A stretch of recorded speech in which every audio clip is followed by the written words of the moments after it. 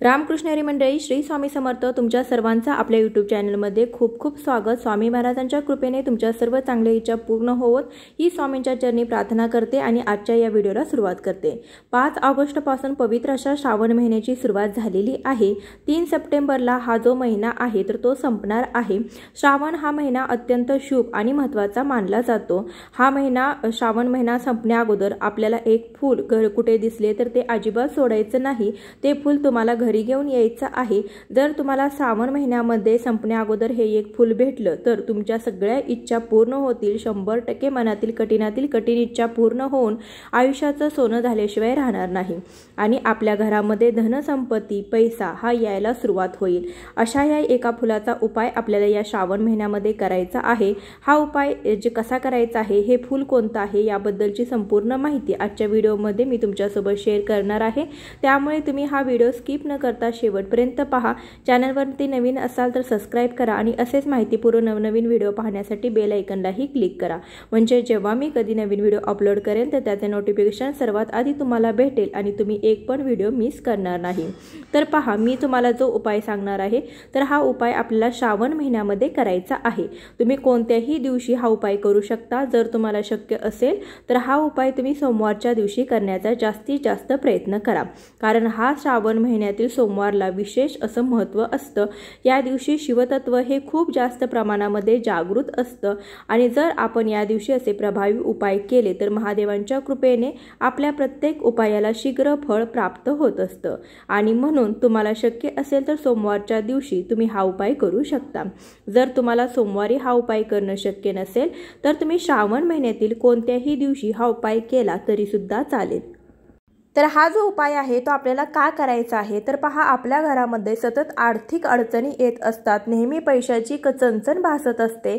आपण जे काही कष्ट मेहनत करतो त्याला जर फळ प्राप्त होत नसेल, नशिबाची साथ मिळत नसेल, आलेला पैसा टिकत नसेल, कोणत्या ना कोणत्या कारणातून आलेला पैसा हा घरातून बाहेर जात असेल तर त्या लक्ष्मीला स्थिर करण्यासाठी आपल्याला हा जो उपाय आहे तो करायचा आहे. जर आपण श्रावण महिन्यामध्ये हा उपाय केला तर आपल्या घरामध्ये कधीही धनधान्याची कमतरता भासणार नाही. तर आर्थिक स्थिती जी आहे ती देखील मजबूत राहते. सोबतच आपल्या घरामध्ये पैसे येण्याचे सर्व मार्ग देखील मोकळे होतात आणि यामुळे घरातील गरिबी दरिद्री ही संपूर्णपणे नष्ट होऊन करोडपती होण्याची इच्छाही पूर्ण होते. यामुळे आयुष्यामध्ये सोन्यासारखे दिवस यायला सुरुवात होतात. त्याचबरोबर जर तुमच्यावरती एखादं कर्ज असेल, घराचं असेल, गाडीचं असेल किंवा इतर कुठलं कर्ज असेल तर त्या कर्जातून मुक्त होण्यासाठी सुद्धा तुम्ही हा उपाय करू शकता. म्हणूनच आपल्याला हा श्रावण महिना संपण्या अगोदर जर तुम्हाला जिथे कुठे हे गोकर्णाचं फूल दिसेल तर ते फूल तुम्हाला घरी घेऊन यायचं आहे. आपल्या गोकर्णीचं फूल हे सुख समृद्धी आणि नशिबाचं प्रतीक मानलं जातं. गोकर्ण फुलाचा उपयोग महादेव, विष्णू, शनिदेव, देवी लक्ष्मी, दुर्गा देवीच्या पूजेमध्ये केला जातो. गोकर्ण फुलाचे अनेक फायदे आपल्या शास्त्रामध्ये सुद्धा सांगितलेले आहेत. घरामध्ये गोकर्णीचं झाड लावल्याने सकारात्मक ऊर्जा निर्माण होते आणि या गोकर्णीमुळे आपल्या घरामध्ये लक्ष्मी ही आकर्षित होते आणि नेहमी प्रसन्न राहते आणि यामुळे कुटुंबामध्ये सुख समृद्धी आहे तर ती नांदत असते. धर्मग्रंथानुसार या गोकर्ण फुलाला अपराजिता, विष्णुप्रिया, विष्णुकांता इत्यादी नावाने सुद्धा ओळखलं जातं.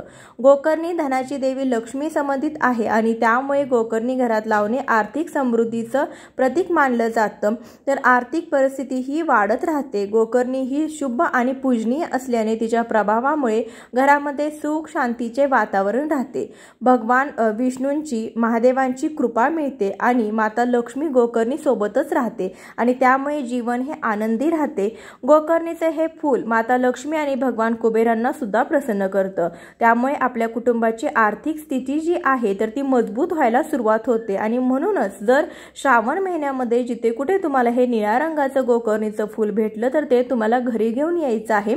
आता या फुलामध्ये बरेच प्रकार असतात. पांढऱ्या रंगाचं सुद्धा हे फूल असतं, गुलाबी रंगाचं सुद्धा गोकर्णीचं फूल असतं, लाल रंगाचं सुद्धा असतं आणि निळ्या रंगाचं सुद्धा असतं. तर आपल्याला हा उपाय करण्यासाठी निळ्या रंगाचं गोकर्णीचं फूल जे आहे ते आपल्याला लागणार आहे. तर आपल्याला हे जे फूल आहे तर ते सोमवारच्या दिवशी किंवा इतर दिवशी तुम्हाला घरी घेऊन यायचं आहे. घरी आणल्यानंतर तुम्हाला काय करायचं आहे, एक तांब्याचा कलश घ्यायचा आहे. यामध्ये स्वच्छ पिण्याचं पाणी भरायचं आहे. त्यामध्ये तुम्हाला 21 काळे तीळ असतात तर ते टाकायचे आहेत.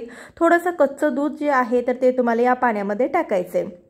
त्यानंतर हे गोकर्णीचं फूल आणि हे पाणी 2 अगरबत्ती घेऊन तुम्हाला भगवान महादेवांच्या मंदिरामध्ये जायचं आहे। हा उपाय आपल्याला घरामध्ये करता येणार नाही, आपल्याला हा उपाय मंदिरामध्ये जाऊनच करायचा आहे, कारण घरापेक्षा मंदिरामध्ये सकारात्मक लहरी ह्या ज्या भरपूर प्रमाणात असतात आणि त्यामुळे त्यांच्या प्रसन्न वातावरणामुळे आपल्या काही प्रभावी जे काही उपाय असतात तर त्या उपायांची निश्चित फलप्राप्ती आपल्याला होत असते, शीघ्र फळ आपल्याला मिळत असतं।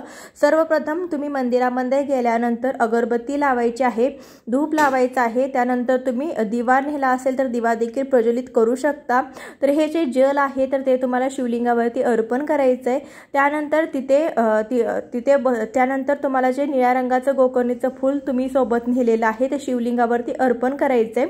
हे फूल अर्पण करत असताना थोड्याशा पाण्याने ओलं करायचं आहे आणि त्यानंतर शिवलिंगावरती अर्पण करायचं आहे। हे फूल तुम्ही अर्पण केल्यानंतर तुम्हाला शक्य झालं तर 108 वेळा महामृत्युंजय मंत्राचा जप करायचा आहे।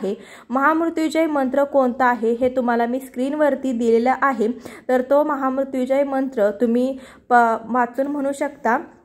108 वेळा जप करायचा आहे। 108 वेळा तुम्हाला जप करणं शक्य नसेल तर 16 वेळा तुम्हाला हा मंत्र जो आहे तर तो म्हणायचा आहे। त्यानंतर तुम्हाला दोन्ही हात जोडून भगवान महादेवांना प्रार्थना करायची आहे।